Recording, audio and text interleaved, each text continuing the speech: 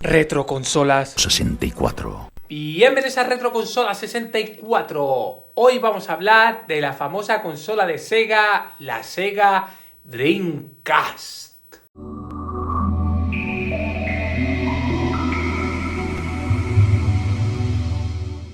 Aquí ya tenemos la Sega Dreamcast. Me parecía súper interesante hacer un vídeo hablando de la Dreamcast, puesto que mi canal de YouTube empezó con un vídeo de Dreamcast, en plan cutre que te cagas, claro, como tiene que ser. Y tengo que decir que esta consola en su día la conseguí en un rastro por 50 euros. Y no sé qué ha pasado, que con el paso del tiempo se ha vuelto amarillenta y el sol no le ha dado. O sea, ha estado todo el rato en la estantería. Algo muy que no me gusta mucho de este tipo de consolas, que a poco que tal se iban haciendo amarillentas. Es cierto que hay un productito que tú lo pasas. Y bueno, pues vamos a hacer un breve resumen de esta consola. Esta es una consola que desde lejos parece una PlayStation 1. La verdad es que yo pensaba que una especie de PlayStation 1, la primera vez, que no sabía ni que era una Dreamcast.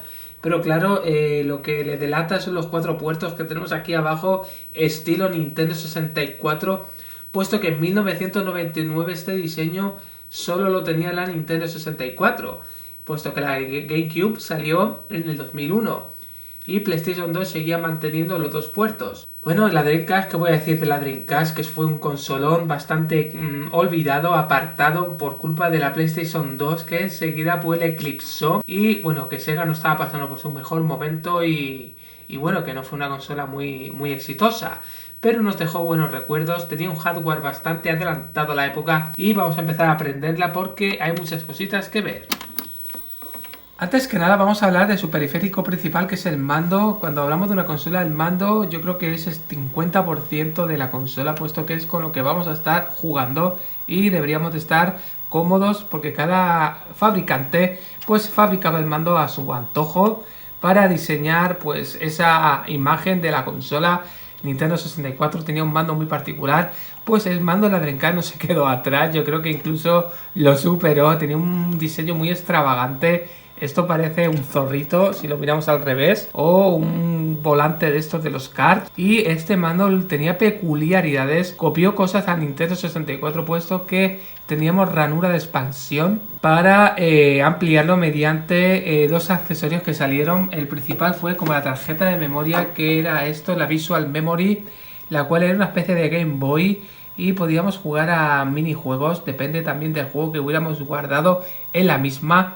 Y nos servía a la vez de guardado, como disponíamos de una pantallita para a la vez que estábamos jugando nos mostraba información del juego. Algo bastante curioso y que solo la consola de Dreamcast pues ha hecho. Y seguimos con el segundo accesorio que se podía poner en el mando, que era el Rumble Pack, que esto también lo copió de Nintendo 64, puesto que esto era pues un accesorio que hacía vibrar el mando y la vibración tenía que ser conseguida mediante un accesorio externo, igual que el Nintendo 64, tú lo conectabas y vibraba bastante bien. Pero a diferencia del Nintendo 64, este no gastaba pilas, no necesitaba pilas, funcionaba con la electricidad del mando, algo que es muy de agradecer.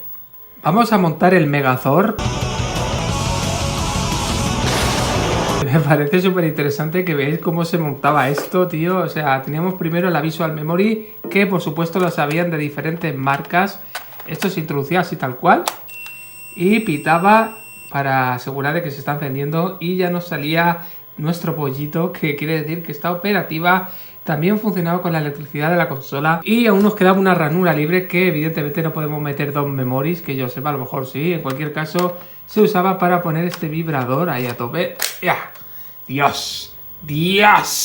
El mando ha evolucionado. Decidme si ahora con un mando de la Play 5, podéis hacer esto. Pues no podéis. Y ahora toca hablar de los juegos de la Dreamcast, de cómo iban los juegos. Pues iban en carátulas de metraquilato, como se quiera decir, estilo PlayStation 1. Es que esta Dreamcast es como que recogió ideas de tanto de las consolas anteriores. Era curioso, ¿no? Es como que el mando se inspiró en Nintendo 64. Y en el tema de las carátulas de los juegos se inspiró literalmente en la PlayStation 1. Es que eran iguales. Hasta se destruían de la misma facilidad. Y bueno, básicamente pues me gustaba bastante el formato este azul. Era muy bonito, bastante bonito. Aunque una curiosidad es que siempre todos los juegos que solo tuvieran un CD, teníamos para meter 2 CDs.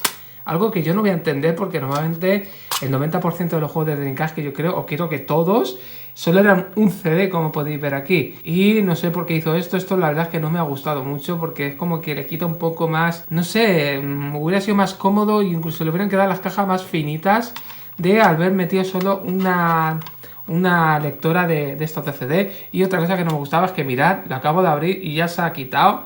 Esto, pues por desgracia, pasaba mucho también con la Play 1 y esto lo podían haber mejorado, la verdad. Y ahora hablemos de la interfaz de la Sega Dreamcast, puesto que era una consola muy interesante, que teníamos bastantes posibilidades. Tú encendías la consola y ya podías acceder, por ejemplo, al menú de juego. Tú metías un juego y ya podías jugar. También podríamos aquí acceder a los datos de la EBMU, que ya, como ya la hemos metido en el mando, como habéis visto, pues ya nos salen todos los datos. Y aquí podíamos gestionar de una manera muy fácil y visual nuestros guardados del juego, transferirlos también pues a otra EBMU que tuviéramos en otro mando, y así hasta 8 en total, que no estaría nada mal. Seguimos en la tercera categoría, es música. Acabo de meter un CD de música, puesto que esta consola era compatible con música. Tengo que decir que no era compatible con DVDs. Si hubiera sido esta consola compatible con DVDs como PlayStation 2, otro gallo hubiera cantado. Pues simplemente metemos aquí y cualquier CD te lo va a leer. De hecho, este es un CD propio personal que he grabado yo, pirata, de mi música, así que no, YouTube no me vas a pillar, YouTube. Y era una tarde tonta y caliente, esas que te manchó en la frente. Era verano del 97 y yo me enamoré por verte, mi única idea era camelarte. Y la última opción que tenemos, configuración. Aquí podemos pues configurar nuestro idioma, nuestras fechas y un poco todo lo que queramos aquí, que tampoco es que haya tanto. Y podemos seleccionar un inicio automático, si se mete un juego y automáticamente queremos que nos lleve a la pantalla del juego o no. Esto ya va a gustos de cada uno. Hemos metido ya un juego de prueba, en este caso el Quake 3 Arena. Me parece muy interesante, pues todo este juego fue exclusivo de la Dreamcast, y de PC, pero en consola, si no me equivoco, solo salió para la Dreamcast. Y algo muy interesante, que en el 99 casi todo el juego de la Dreamcast nos permitía seleccionar dos formatos, que ya me lo he saltado, o modo 50 o modo 60 Hz, algo que estaba muy interesante y que no implementaron consolas en superiores como la GameCube o incluso algunos juegos de la Play 2. Y una última cosilla antes de jugar. Aquí ya nos sale la cara del que nos hemos elegido, del purote este que tiene el puro en la boca. Me gusta bastante, ya no recordaba yo que tuviera tanto detalle la EBMU esta, y es relacionado con el mando. Veis que el mando tiene un cablote, un cable que a veces incluso puede resultar un incordio porque es un cable largo y pesado, parece que no es un cable pesado. Pues nuestros amigos de Sega nos facilitaron la vida poniendo esta pequeña abertura en la parte trasera del mando, con lo cual funciona como de enganche. Y aquí, ¡tartán!, ya tenemos el mando, el cable enganchado con el mando. Así podemos jugar sin ningún problema. Ahora ya estoy jugando y tengo que decir que esto vibra como un demonio. De hecho voy a acercar el vibrador al micrófono. Es una pasada, vibra bastante fuerte. Yo diría que vibra mucho más fuerte que los mandos que hay actuales, debido a que era un hardware externo, y lo cual potenciaba bastante la vibración.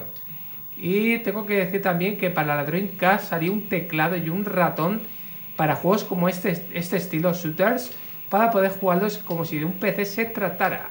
Yo lo he tenido, ese periférico, y de hecho he hecho vídeos en mi canal de ese periférico y jugando al Quake 3 con el teclado y ratón de la Dreamcast. Buscaré el vídeo y lo resubiré, porque me parece muy interesante ese accesorio. Es difícil de conseguir, me arrepiento de haberlo vendido. Y tengo que decir que, bueno, que no hay nadie. ¿Dónde está la gente aquí? No se ha metido nadie. Solo pues quería mostraros un poco pues cómo se ven los gráficos. Tengo que decir que se ven espectaculares. Ahora está yendo como a 50 Hz porque no le he dado a 60. Si le doy a 60 iría más fluido el juego, pero de igual manera tengo que decir que se ve muy bien. El control es lo que es y poco más. Espero que eso ha sido un resumen del vídeo. Dale al like y comenta qué consolita te gustaría que pasara por el canal.